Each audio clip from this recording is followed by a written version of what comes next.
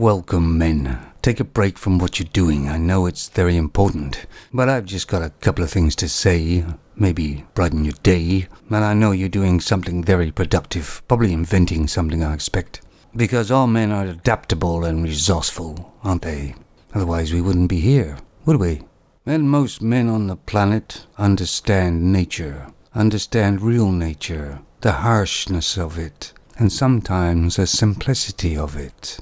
I wouldn't try to say that if I was drinking. I don't think I got it right anyway. And I understand and think nature is great. Because nature always does something for a reason. It's logical. And of course there is a saying, isn't there? Mother Nature. Of course that implies about femons know about nature.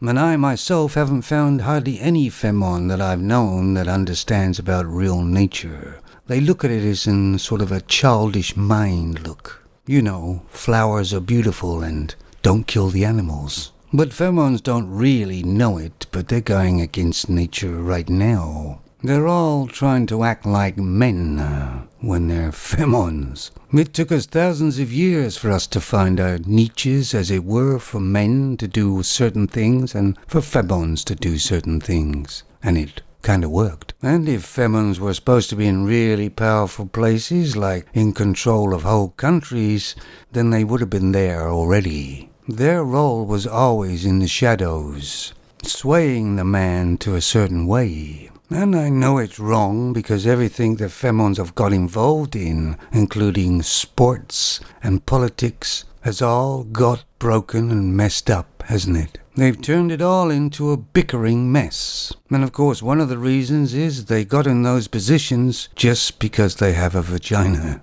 And loads of companies are losing money and going broke. Gillette was a good example, but Gillette's so big it's hard to break that company. But they lost a fair bit of money. And we all know that the femons were responsible for those type of ads.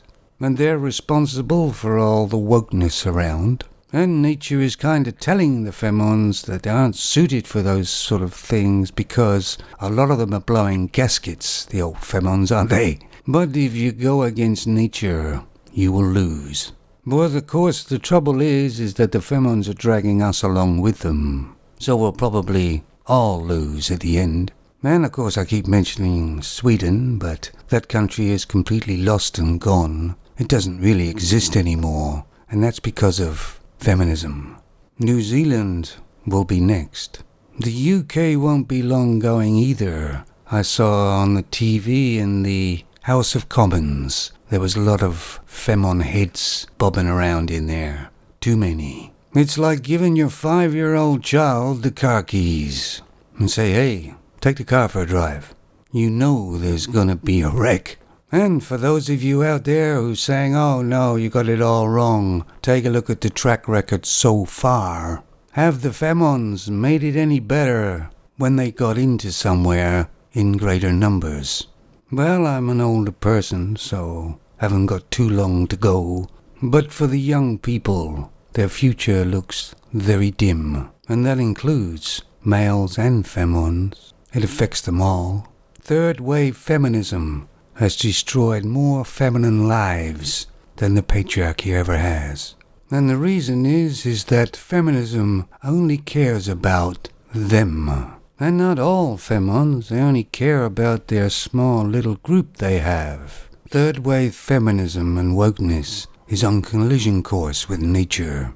And I know what I'm putting my money on. I'm gonna have a beer now. Bit early, but what the hell? You're not going to be having a beer now. My mother's coming around later and she's not going to smell the beer on your breath. Thank God you don't exist.